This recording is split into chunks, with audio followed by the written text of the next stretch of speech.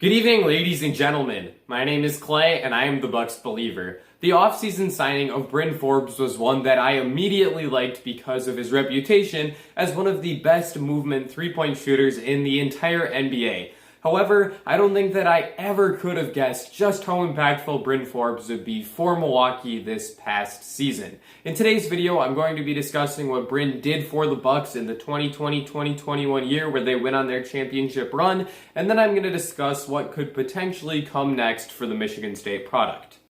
As always, let's start by talking about the strengths of Forbes' game, and in this particular case, you don't exactly have to look very hard. Forbes is genuinely one of the best shooters in the entire world, and in this season, he absolutely proved that to be true. Bryn averaged 10 points per game this season while shooting 45.2% from beyond the arc on 4.9 three-point attempts per game. He did a fantastic job in his role as a movement shooter for Milwaukee, as the Bucks were constantly running him off of off-the-ball screening actions like pin downs and trying to get him open. Milwaukee also came up with a pet play for Bryn, as whenever he was in the game alongside Giannis Antetokounmpo, you could count on at least one inverted pick-and-roll play being run where Forbes would screen Giannis' defender and pop out to the three-point line. This caused all kinds of issues for opposing defenses because if they chose to leave Bryn open for a three-point shot, he's one of the best catch-and-shoot three-point makers in the entire league, especially when he's wide open.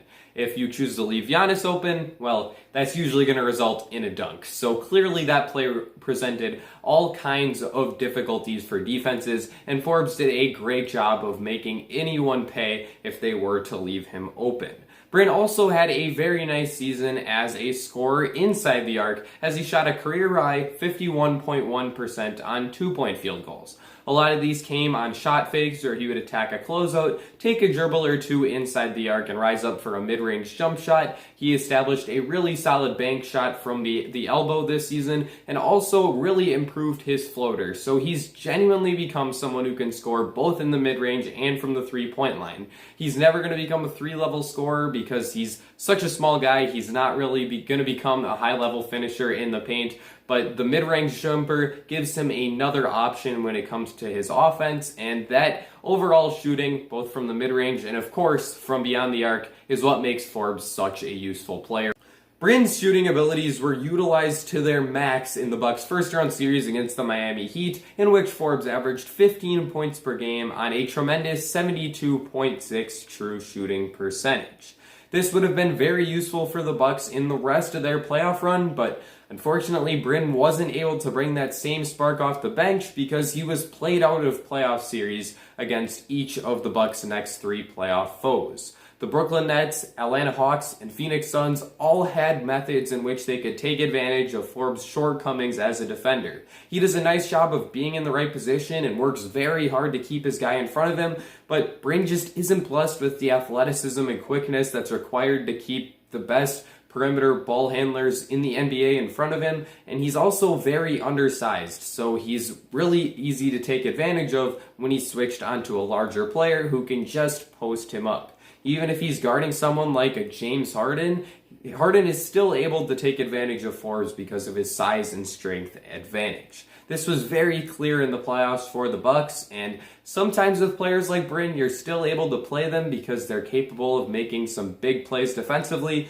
Fortunately for Forbes, he just isn't quite quick enough and doesn't have the best instincts, so he's not much of a defensive playmaker. He had minuscule 0.6% steal rate and 0.1% block rate. If Forbes were able to do a little bit more on defense, he would be a much bigger playoff weapon, but unfortunately, he's just really restricted in what he can do on that end of the court because of his smaller frame.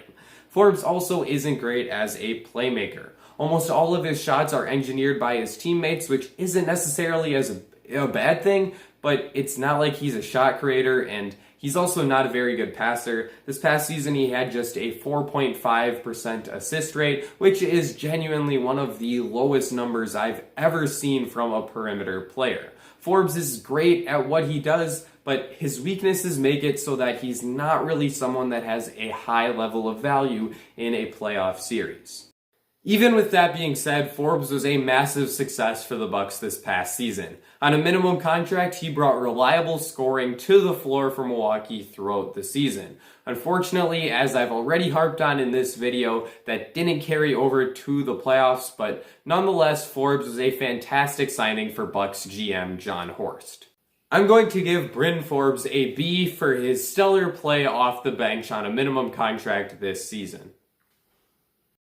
Now that we've touched on what last season looked like for Bryn Forbes, let's think about what could come next for the young sharpshooter. After the conclusion of the 2021 playoffs, Forbes' $2.3 million minimum contract expired. He has a $2.5 million player option that he could opt into to remain with the Bucks next year, but I think that Forbes' stellar regular season and first-round series versus Miami earned him a much better contract for next season. Theoretically, Milwaukee could offer Bryn a raise with the $5.9 million taxpayer mid-level exception, but considering the Bucks have potential in-house replacements for Forbes in Sam Merrill, Elijah Bryant, and Jordan Nwora, I think that they're better off using that exception on a 3-and-D big man to replace Bobby Portis. For these reasons, I think Bryn Forbes will likely find himself on a new team next season for a contract between the $4.9 million room exception and the $9.5 million non-taxpayer mid-level exception. Forbes had a great season for Milwaukee, and I'm so glad that they signed him to a minimum contract, but since he couldn't find a place in the postseason rotation with the Bucks, I think that it's best for both parties to move on from this relationship.